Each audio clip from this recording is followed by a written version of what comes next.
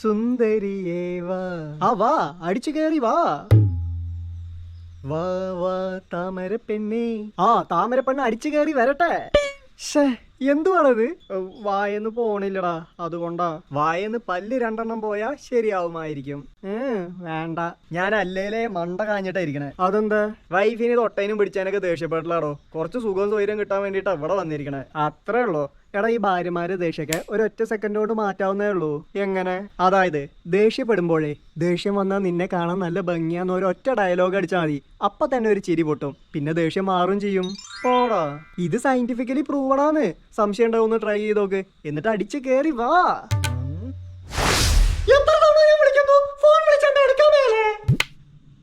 ദേഷ്യം വന്ന് നിന്നെ കാണാൻ നല്ല ഭംഗിയാട്ടോടി.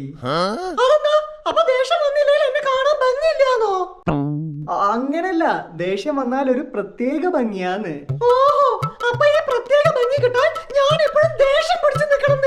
എന്റെ പൊന്നെ, അതല്ല ഉദ്ദേശിച്ചേ. നീ ദേഷ്യപ്പെടണ്ട. നീ ദേഷ്യപ്പെട്ടാലും പെട്ടില്ലേലും ഭംഗിയുണ്ട്. പോരെ?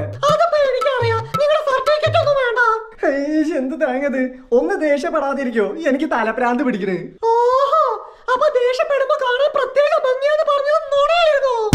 എന്റെ പള്ളി, നീ ദേഷ്യപ്പെട്ടാലും പെട്ടില്ലേലും കാണാൻ താടകയാണടി. താടക മതിയോ?